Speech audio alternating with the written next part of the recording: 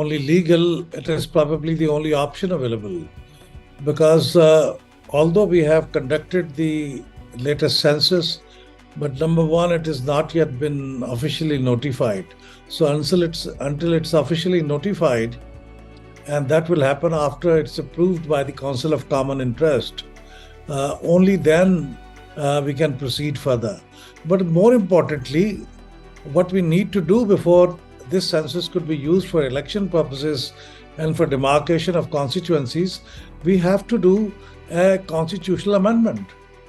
Unless you do constitutional amendment in Article 51(3), you cannot go ahead and do the demarcation of constituencies according to that.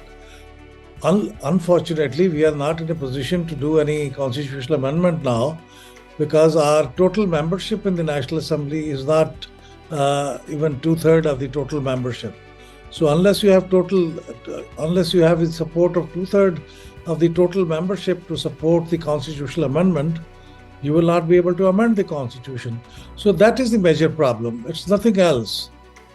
Even if you delay the elections, even you delay it for a year, it will not help because until a National Assembly comes into being, which has the number of people who can amend the constitution, only then it will happen.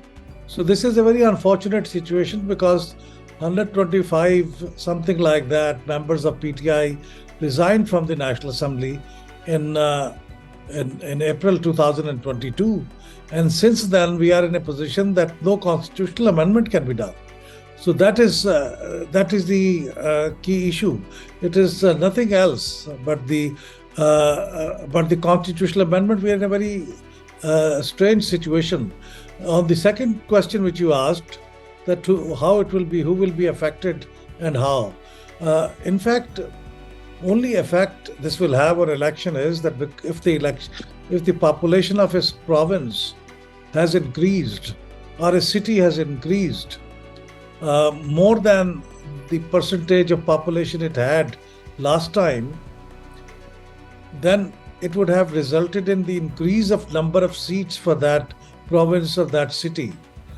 But if now we are using the old census, then the number of seats will remain the same.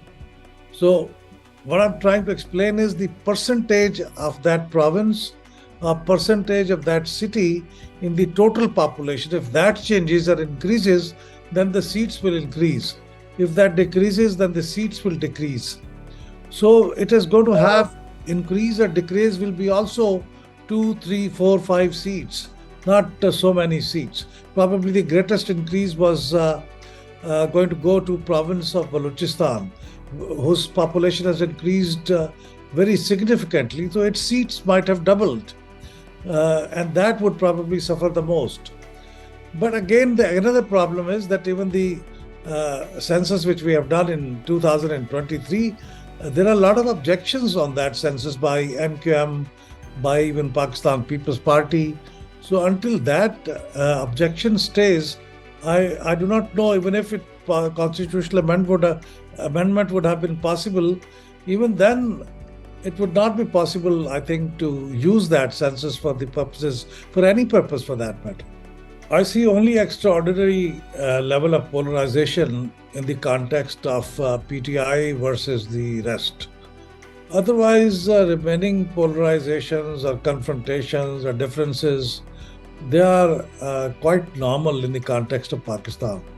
It intensifies when you get closer to election, and there are some instances of violence also here and there, but that is something which happens in most of the third world countries, and Pakistan is no exception. I'm not pleading that it can happen, we should tolerate that, but that is what the realistic situation is. So therefore, I think all these things cannot be any explanation or cannot be any argument for postponing or deferring the election, if that is what you imply. I think elections should take place. We should try to make them as peaceful as possible, as free and fair as possible, so that we are able to move forward, so that we are able to take the decisions. The government is able to take the decisions to correct our economy, which only a long-term government can do. I think a government which is existing only for a period of 90 days or for about a year, like the previous government, they cannot take that decision. Although previous government did take those decisions which eroded their political capital, but I think in future we should not expect that they are going to do that.